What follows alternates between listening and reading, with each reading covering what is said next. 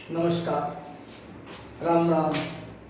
आज हम, जैसा कि आपका आइकन पे देखा होगा, बहुलक चैप्टर पॉलिनोमियल्स, इनके बारे में आज डिस्कस करेंगे। और नेक्स्ट एक कोई छोटा सा 15 पॉइंट का दो का कोई प्रश्न था, उसको लास्ट के अंदर वीडियो के अंत में उसको डिस्कस करेंगे। देखिएगा, बहुपद पॉलिनोमियल्स, ये अध्याय 3 है। ये अध्याय कौन सा है? ये तीसरा अध्याय है। इनके बारे में हम डिस्कस करेंगे। शानदार प्रश्नावली, बहुत ही शानदार है और बहुत ही आसान है। देखिएगा, पढ़ना है। सबसे पहले बहुपद से हम छोटी छोटी चीज़ों से सीखेंगे, बहुपद में क्या क्या होता है। देखिएगा, सबसे पहले हम बात करते हैं व्यंजकों की। किसकी बात करते हैं? व्यंजक या बीजीय व्यंजक कह दो। बीजीय व्यंजक क्या होते हैं? देखिएगा, बीजीय व्यंजक उनको कहेंगे हम, जैसे सीधी इसकी परिभाषा लिखें इसकी, तो परिभाषा में लिख सकते हैं कुछ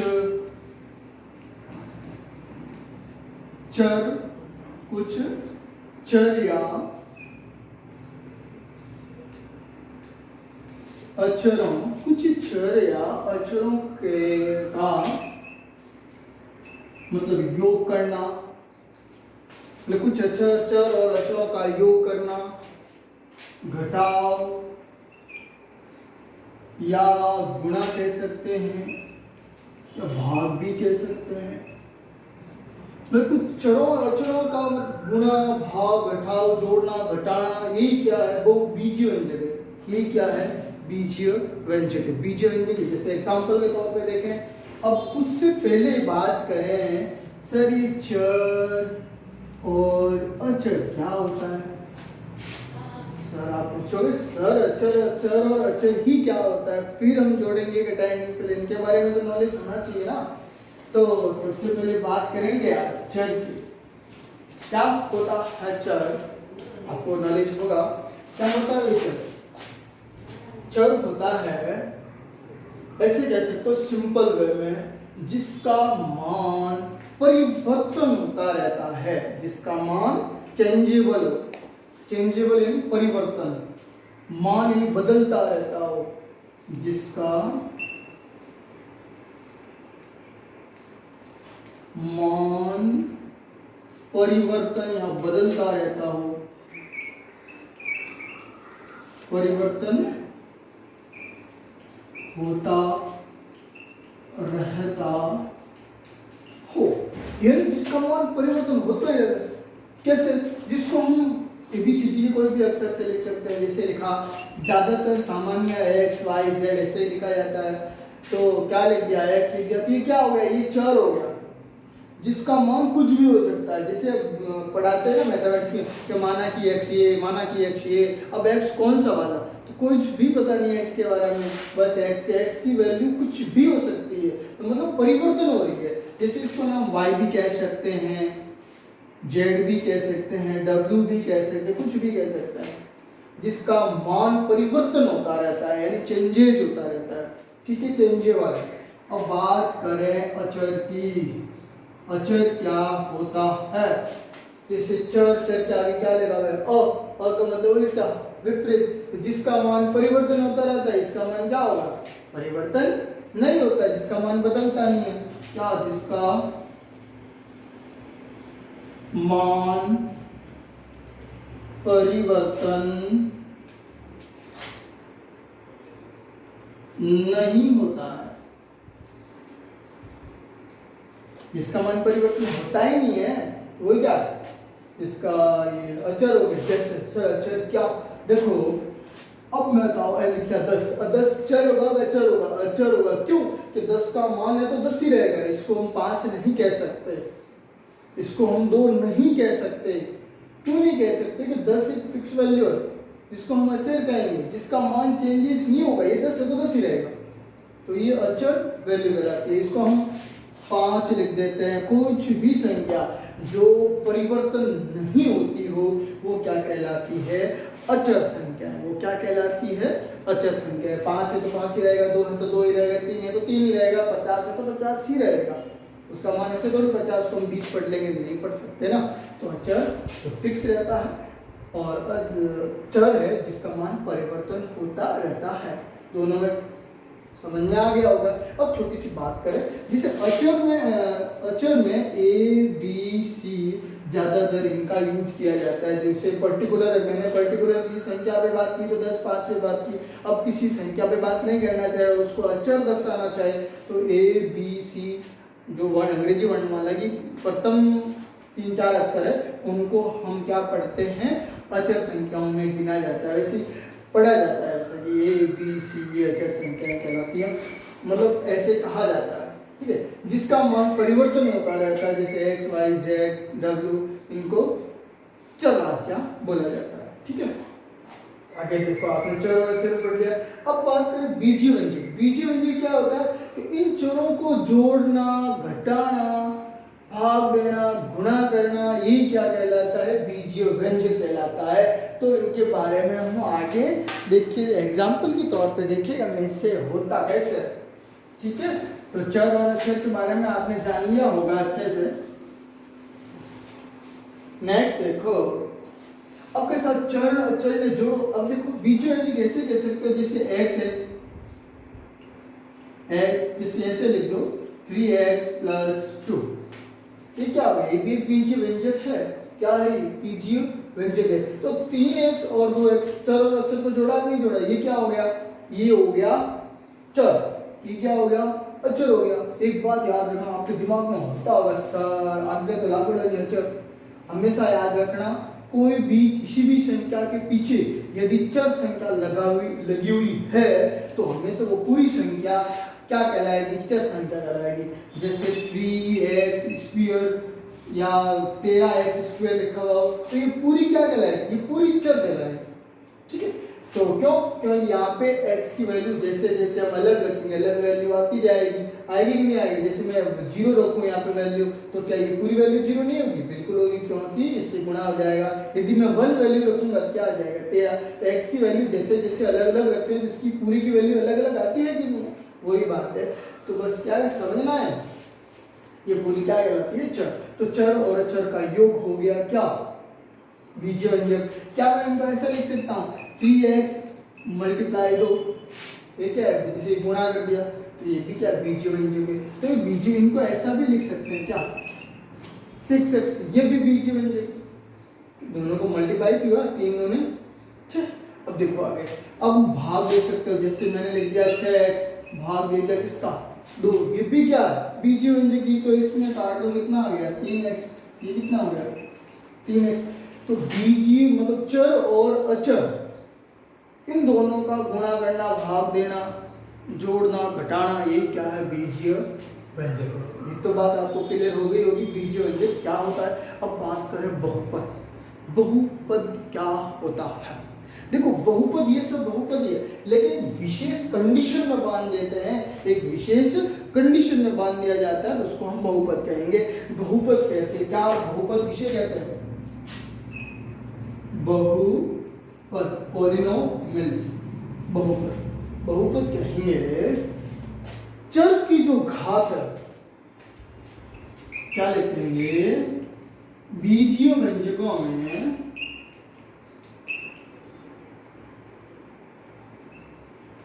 बीजीय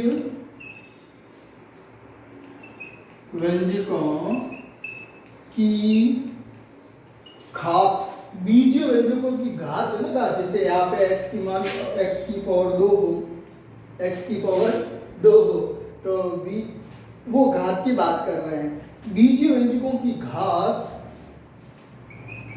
एक पूर्ण संख्या होनी चाहिए, पूर्ण संख्या होनी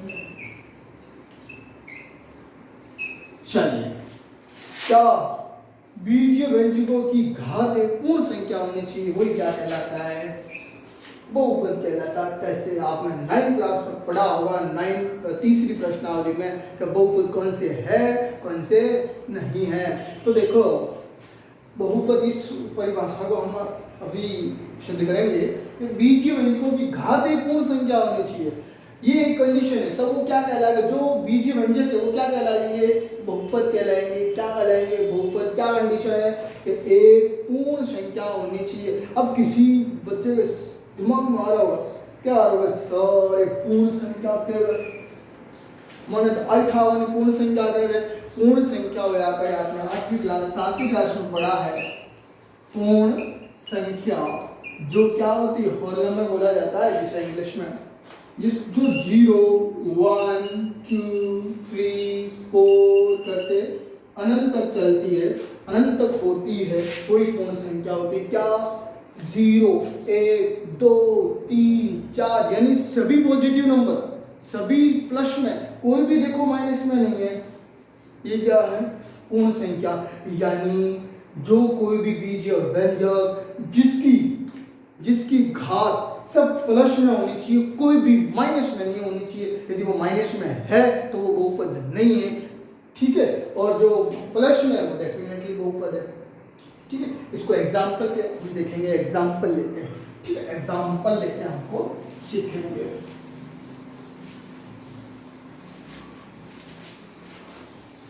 अब एग्जाम्पल लेके कैसे देखो, जैसे लिख दिया 3x square plus 2x plus 4 ले लिया। अब ध्यान दो, इनकी घातें देखो, x की घात 2 क्या है, प्लस है, बिल्कुल प्लस में है, नेगेटिव नहीं है, माइनस में नहीं है, और 2 की घात कुछ भी नहीं है तो 1 घात है, कुछ भी नहीं है तो हमेशा ध्यान रखना कुछ भी उसके ऊपर घात नहीं हो तो 1 घात होती है, ठीक है। तो दोनों प्लस में, तो बिल्कुल ये बहुपद है। बात समझ में आ रही, बहुपद है, 3 पद, ये 3 पदों का, 1 2 और 3 पदों का, बात समझ में आ रही है। अब देखो, अब मैं ऐसा लिख दूं 3x स्क्वायर या 3x की जरूरी है क्या, हमेशा 3x दूसरा ले लो ना, ले लेते हैं, चलो 4y square plus 3y plus 5 लग दिया। अब बताओ सर क्या ये बहुपद है, आपके दिमाग में होगा, आप बताओ, चलो मैं आपको टाइम देता हूं, आप बताइएगा क्या ये बहुपद है। आपने 9th क्लास में पढ़ा है, दिमाग लगाइए छोटा सा, वीडियो को स्टॉप कीजिए और देखिएगा क्या होता है ये, तो बहुपद है या कुछ नहीं। देखो वो पहचान रहेगी, देखो कोई नेगेटिव घात दिखे, कौन दिखे, लेकिन है यहाँ पे, कहाँ पे देखो 4y स्क्वायर प्लस 3। अब देखो नीचे है भाई, भर के अंदर है ना, तो ऊपर आते ही क्या होती है, घात माइनस में हो जाती है, घात माइनस कुछ भी नहीं, माइनस 1 तो है, ऊपर आएगी क्या हो जाएगी -1 प्लस क्या है 5। अब कंडीशन क्या थी, बहुपद की ये कंडीशन थी क्या, तो घात है ना माइनस नहीं होनी चाहिए, पूर्ण संख्या होनी चाहिए, माइनस में कोई घात नहीं होनी चाहिए, तो माइनस में घात है, तो इसीलिए ये बहुपद नहीं होगा, ये बहुपद नहीं होगा, ठीक है। मैं एक और दे देता हूँ क्वेश्चन, जैसे 3, अपना तो 3 आता है ज्यादा, कोई फर्क नहीं पड़ेगा, 3 आ जाए तो 7x प्लस 3, 7x प्लस 3। तो देखो ये क्या, ये एक बहुपद है, 2 पदों का, बात समझ में आ रही है, 2 पदों का बहुपद है। यदि ऐसा होता 7x प्लस 3x की घात 2, यदि ऐसा लिखा हुआ होता तो ये क्या है, ये बहुपद नहीं है। क्यों नहीं है, देखो घात तो माइनस में नहीं दिख रही, लेकिन इसको सही तरीके से लिखो, 3 ये x की घात 2 है, तो ये ऊपर जाएगी तो क्या हो जाएगी, क्या हो जाएगी, माइनस x की घात माइनस, तो ये जब माइनस आता है दिमाग में क्लिक कर जाना चाहिए, क्या क्लिक कर जाना चाहिए कि बहुपद ही नहीं है, ये बहुपद ही नहीं है। तो बहुपद और बीजीय व्यंजकों में थोड़ा फर्क समझ में आ जाना चाहिए। बीजीय व्यंजक हमने 8वीं क्लास में पढ़ा था, 7th क्लास में बीजीय व्यंजकों के बारे में डिस्कस हुआ था, लेकिन 9th में आए थे तो बहुपद आराम से आ गया, तो अच्छे से नॉलेज होगा आपको बहुपद क्या होता है। नहीं तो आज ये समझ जाना कि बहुपद क्या होता है, बहुपद जिसके चरों की जो घात है वो क्या होनी चाहिए, पूर्ण संख्या होनी चाहिए, बस यही फाइनली डेफिनेशन है, ठीक है। तो आज आपने क्या सीखा, आज आपने सीखा चर के हुए आज आपने सीखा अचर के हुए, आज आपने सीखा बीज व्यंजक के हुए, आज आपने सीखा बहुपद के हुए। ठीक है, तो ये जो बातें बताए ना, ये आत्मसात कर लेना, आज दिमाग के अंदर रखना है। जैसे घर बैठे कुछ भी काम कर रहे हो तो दिमाग में रखना, अचर के बड़ा, अचर के हुए, अचर के हुए, ये मनी मन गुनगुनाते रहेगा, अपना याद हो जाएगा। ठीक है, नेक्स्ट देखो, नेक्स्ट देखो,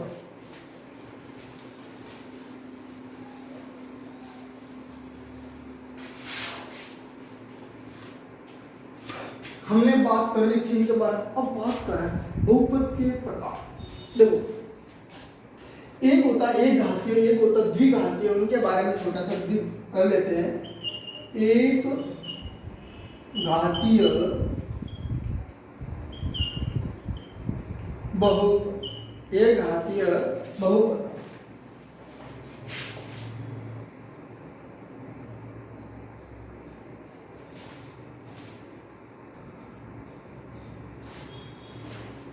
देखिएगा, एक घातीय बहुपद क्या होता है? एक घातीय बहुपद, देखो मैंने अभी थोड़ा कैमरा को ठीक किया था तो 2 मिनट का टाइम लगा होगा।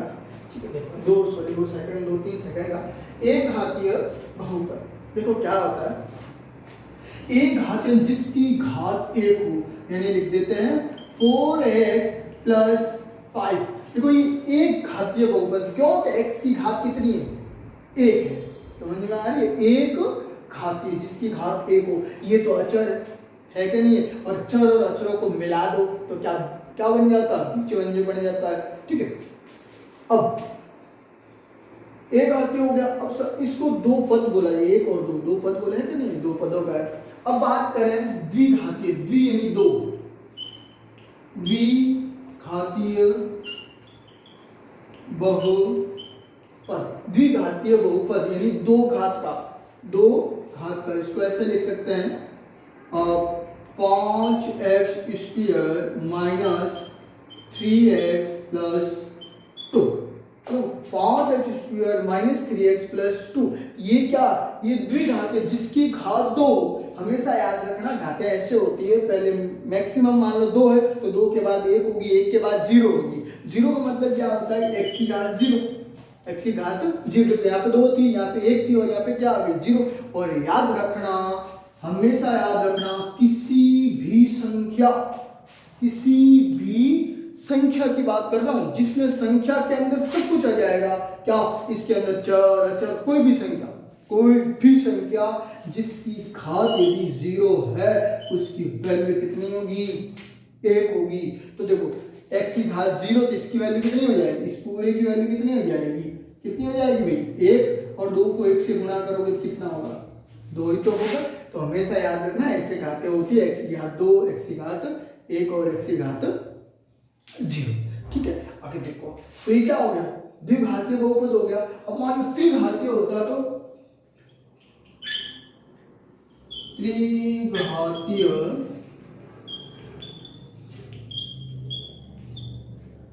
तो इनको ऐसा लिख सकते हैं, x की घात 3 माइनस प्लस ले लो, कोई भी ले लो, कोई फर्क नहीं पड़ेगा, 2x²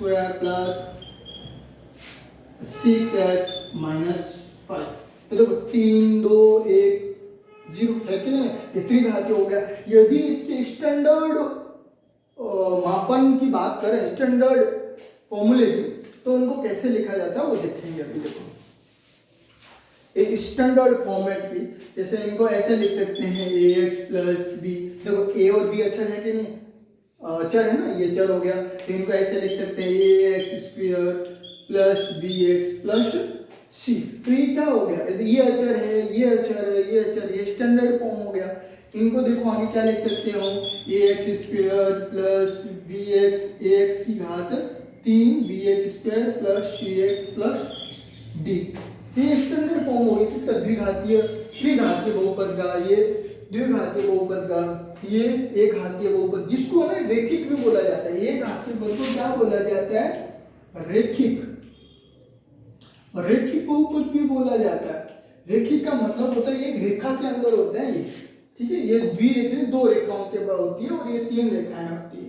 ये देखा है क्या होती है, अभी फॉर प्रश्नावली होगी उसमें अच्छे से डिस्कस करेंगे। ठीक है, अब क्या, अब ये रेखीय हो गया, द्विघाती हो गया, त्रिघाती हो गया। अब देखो ax प्लस b, ax की घात 2 है, यहाँ पे x की घात कितनी है? जनरली ये होता है, क्या होता है कि जितनी x की घात हो उतने ही x की वैल्यू आएगी। बात समझ में आ रही है? जितनी x की घात है, जैसे यहाँ पे x की घात कितनी है? 1 है, तो x की वैल्यू कितनी आएगी?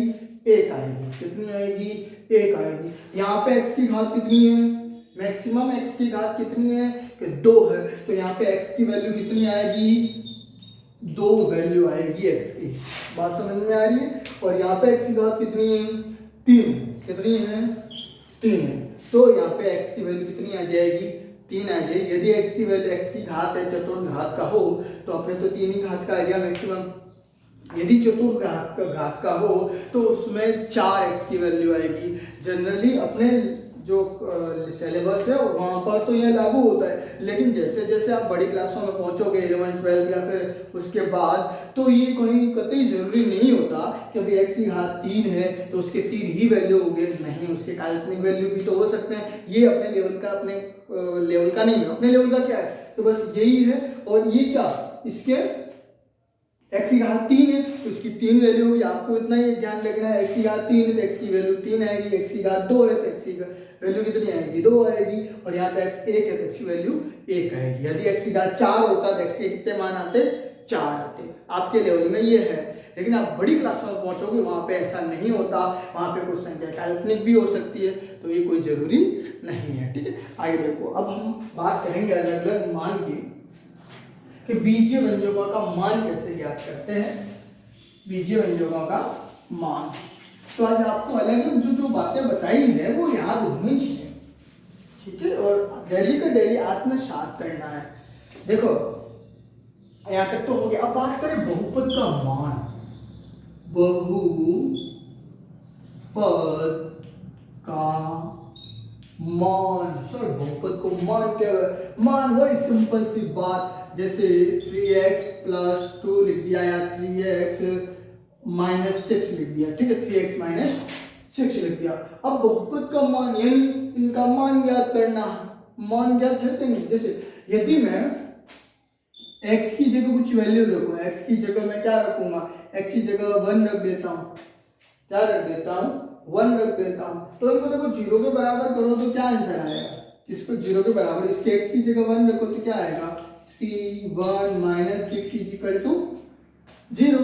तो देखो क्या बराबर हो रहा है? 3 को 1 से गुणा करो 3, तो माइनस का 6 है, उधर भेज दो, क्या हो जाएगा?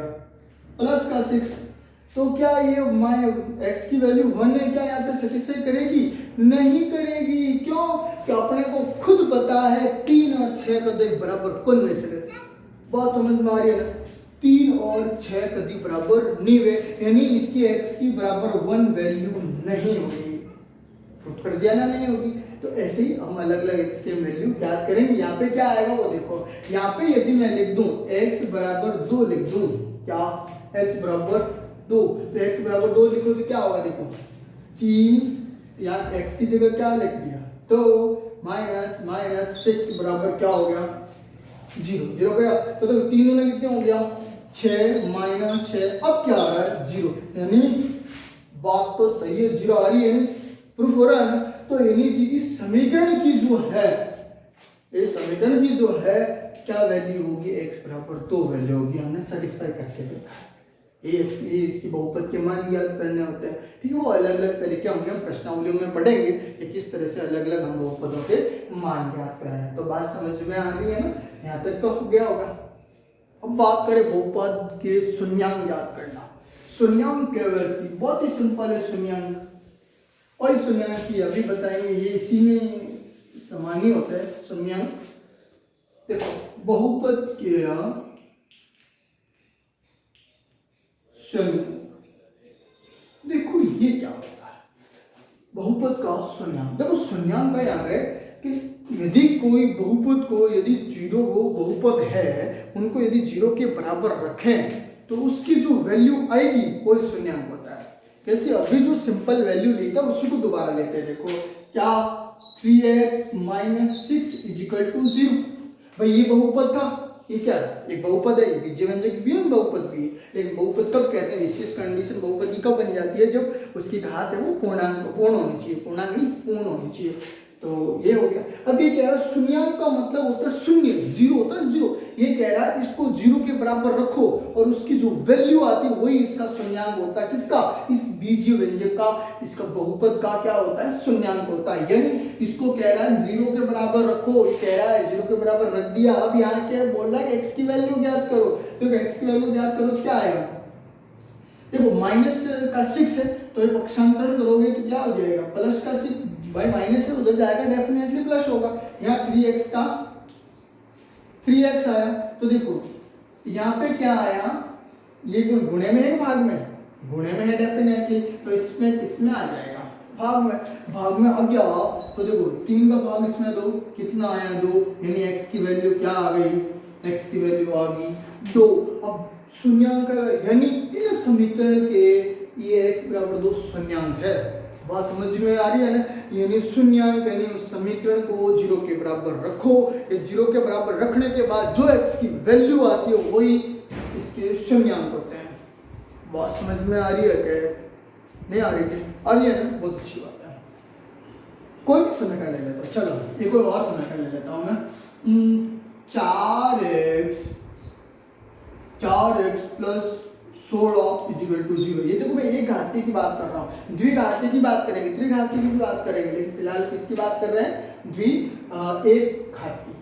आगे देखो अंक इन समीकरण अपने शून्यांक ज्ञात करना, 4x प्लस 16। तो सब पहले क्या करो, इन्हें साथ तो 0 के बराबर है, क्यों खुद कह रही हो शून्यांक ज्ञात करो। बात समझ में आ गई ना। अब आगे कह रही हो x रूप वैल्यू ज्ञात करेंगे, क्या ज्ञात करो, देखो 4x बराबर प्लस के 16 है, उधर गया तो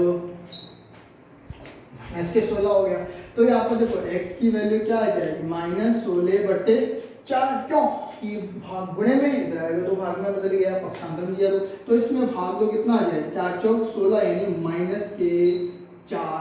तो ये -4 क्या है, ये -4 इस समीकरण के शून्यांक है, इस समीकरण के शून्यांक है। याद रखना, बता देता हूं, किसी भी समीकरण के अंदर x का वैल्यू ज्ञात करना वही उसका शून्यांक होता है। किसी भी समीकरण में, किसी भी द्विघात समीकरण हो, त्रिघात हो, रेखिक हो या एक घातीय बोला हो, तो उसके जो x की वैल्यू ज्ञात करना वही उसका शून्यांक होता है। बात समझ में आ रही है ना, आ रही है ना, ठीक है। तो ये हो गया x शून्यांक ज्ञात करना। अब हम जैसे द्विघात ले लें, जैसे x द्विघात की जनरल फॉर्म क्या होता है, द्विघात ax² plus bx plus c, ax² plus bx plus c, ये द्विघात की जनरल फॉर्म है, द्विघात की व्यापक समीकरण है। तो देखो इसको मैं ऐसा लिख सकता, कभी कभी द्विघात एक अच्छा सा टॉपिक है, उसको अलग से पढ़ेंगे। द्विघात एक अच्छा सा टॉपिक है, उसको अलग से अलग अलग डेफिनेशन अलग अलग तरीके से समझेंगे, ठीक है। फिलहाल आपको शून्यांक समझा रहा हूँ। तो 3x² 2x प्लस 5, तो यहाँ पे a की वैल्यू क्या होगी, 3 हो गई। यहाँ पे देखो तुलना करो, इस b की वैल्यू क्या हो गई, 2 हो गई, और या c की वैल्यू क्या हो गई, 5 हो गई। तो इनको यदि हम 0 के बराबर रखेंगे और यहाँ से जो x के 2 वैल्यू आएंगे वो क्या कहलाएंगे, समीकरण के शून्यांक कहलाएंगे, समीकरण के शून्यांक कहलाएंगे। बात समझ में आ रही है ना। अब इनके ज्ञात कैसे करें, द्विघात को ज्ञात करने के 3-4 तरीके हैं, आप जो अच्छा लगे, गुणनखंड विधि है या फिर सीधाचार्य विधि है, पूर्ण वर्ग विधि है, अलग अलग जो विधियां होंगी आप आगे डिस्कस करेंगे, ठीक है। आज के लिए तो यही था। आज आपको याद रखना है, अलग अलग क्या याद रखना है, आज आपको याद रखना सबसे पहले चर क्या है, अचर क्या है, फिर बीजीय व्यंजक, फिर बहुपद, ठीक है, फिर बहुपद का अलग अलग मान ज्ञात करना, फिर बहुपद के जो प्रकार बताए, क्या एक पदीय जिसको रेखिक, द्विघात या त्रिघात एक होता है, जैसे एक आपको मैं बता दूं अभी, लिखा 4 लिख दो या ऐसा लिख दो 3, क्या जी ये बहुपद है, क्या ये बहुपद है, बिल्कुल ये बहुपद है। बहुपद 3 को x दिखे, को y दिखे, की बन दिखाएंगे, सब कहते कह रहे हो ये बहुपद है, बिल्कुल बहुपद है। क्या बहुपद, देखो आपने कंडीशन दे दी क्या पूर्ण संख्या रहनी चाहिए, यही कंडीशन थी। पूर्ण संख्या में क्या होता है 0 1 2 3 ये होती है, बिल्कुल यही पूर्ण संख्या होती है। क्या मैं इसको ऐसा लिख सकता हूं x की घात 0, बिल्कुल है ना, पूर्णांक संख्या होनी चाहिए, अरे है ना। तो x की घात 0 ऐसा लिख सकते हैं, और x की घात 0 का जो वैल्यू होती है 1 होती है, और 1 को वापस गुणा करेंगे तो क्या आ जाएगा 3 आया कि नहीं आया। तो बिल्कुल ये बहुपद है जिसको हम अचर बहुपद कहते हैं। क्या कहते हैं, अचर बहुपद कहते हैं। बात समझ में आ रही है ना। तो कोई भी संख्या अपने आप में एक बहुपद होती है, समझ में आ रही है ना, बहुत अच्छी बात है। आगे देखो, ये कोई जरूरी नहीं सर का एक पद, जैसे दो पद लग गया तो देखो दो पद में आप दो पद इसको दर्शा सकते हो, जैसे 3x की घात 0 तो ऐसे नहीं लिख सकते क्या, और y की घात 0 दो पद में ले लेते हैं, दो चर में ले लेते हैं, तो भी क्या बहुपद हो गया ना, कैसे नहीं हुआ। तो फिलहाल इसका फाइनली बनेगा क्या, 3 ही तो बनेगा, नहीं बने क्यों, सॉरी 3 के 4 बन जाएगा इसका, कैसे, ये तो क्या 3 ये 1 बन गया, ये भी क्या बनेगा 1, तो इसका क्या बन गया 4, ऐसा भी तो हो सकता है ना। ठीक है, फिलहाल आज के लिए यहीं तक, और मेन बात है आपको पढ़ाई करनी है। विद्यालय कब खुलेगा वही जरूरी है, ठीक है। आपके लिए इतना इम्पोर्टेंट है पढ़ाई करना, आप सोच भी नहीं सकते। आपको पता होगा कि मई में अपनी क्लासें स्टार्ट हो जाती है, लगभग 1 मई के आसपास 10वीं का जो सिलेबस है वो स्टार्ट हो जाता है, ठीक है। तो अभी तक 10 मई के बहुत दिन बीत चुके हैं, तो आपको घर बैठे पढ़ाई करनी है। आप कम से कम शुरुआत कर दो, मतलब ये कह सकते हैं आपकी एक शुरुआत आपकी बहुत ऊंचाइयों तक ले जा सकती है। एक छोटी सी शुरुआत करना जान लो आप, छोटी सी शुरुआत है। आप डेली ज़्यादा डेली के 2 घंटे आप पढ़ाई के निकाल, क्या तो 2 घंटा 24 को 2 घंटा में निकाल सको भाई, निकाल सको ना, निकालो 2 घंटा पढ़ाई वास्ते निकालो, धीरे धीरे टाइम बढ़ाओ, और एक कंटिन्यूटी नियमितता पढ़ाई के लिए अति आवश्यक है, ठीक है। और एक छोटी सी बात करें आप, मैं बता दूं विशेष बात, आप कम से कम 10-12 मिनट मेडिटेशन करें, 10 से 15 मिनट मनन करें, अपने दिमाग की शक्ति अवश्य बढ़ जाएगी, ठीक है। तो आज के लिए इतना ही, नमस्कार।